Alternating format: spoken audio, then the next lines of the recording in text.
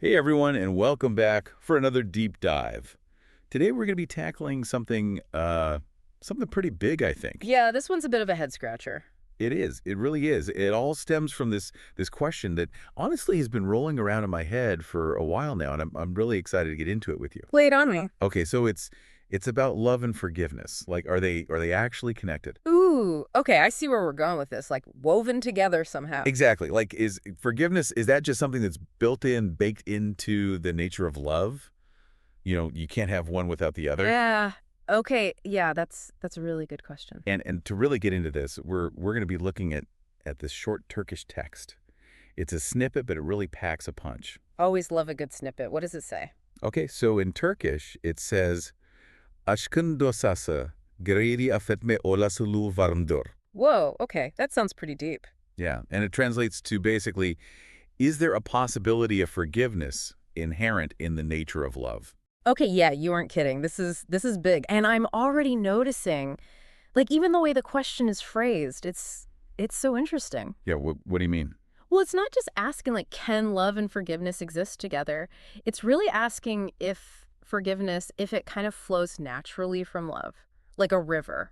I don't know if that makes No, sense. that makes total sense. Like they're two sides of the same coin. Exactly. And that right there, that gets us thinking about all the different ways that we even define love to begin with. Totally. It's like before we can even answer the question about forgiveness, Yeah. we have to agree on what love even is, right? Right. I mean, if love is just like a feeling that comes and goes, maybe forgiveness isn't as likely. Okay. I can see that. But if we're talking about love as like a choice, like Yeah. a decision, a commitment that we're making to another person, well then maybe forgiveness becomes way more important in the equation. Okay, I love that. That's such a good point. And that actually makes me wonder if the type of love, like are we talking about like romantic love or family love or friendship, does that matter at all when we're thinking about forgiveness? Oh, 100%. The expectations we bring to different relationships, those definitely, they totally influence how we approach this whole forgiveness thing. For sure. Like think about the love between a parent and a child. Right. Right. Right. I mean, that's often seen as the gold standard of unconditional love. Yeah. But even within families, even that we know there are Oh, limits. for sure. Yeah. There are certain betrayals, certain hurts that are just they're so much harder to move past no matter how much you love someone. Yeah, yeah, absolutely. And I think that actually leads us perfectly into the second part of what our source material asks us to consider. So it says, evaluate the concepts of love and forgiveness in the context of the text. And it's like, okay, the challenge here is that we're dealing with a really short statement or really, really small text. But we gotta make every word count, right? We really do. Every single word matters here. And I think that phrase, the nature of love, that is particularly that's a loaded phrase right there. It really is. It's like, what are we even talking about when we say the nature of something as complicated and huge as love? I mean, are we talking about like its essence, its purpose, Yeah, and maybe to help us kind of wrap our heads around it, maybe we can think about some of the qualities, some of the specific things that we usually associate with love, right?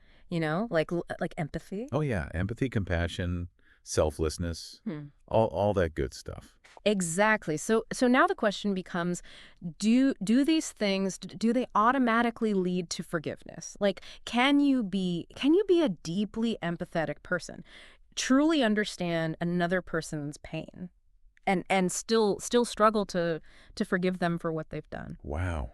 So, Okay, that is something to think about, and, yeah. and maybe that's where the idea of conditional versus unconditional love comes into play. Yes. Oh, that is such a crucial distinction. It is. Because if love always comes with conditions, like I'll love you if you do this, I'll love you if you don't do that, Right. then forgiveness, it might only be possible if those conditions are met. Okay, yeah, I follow you. But if love is truly unconditional, no strings attached, does that mean forgiveness is always possible, no matter what? That's a tough one.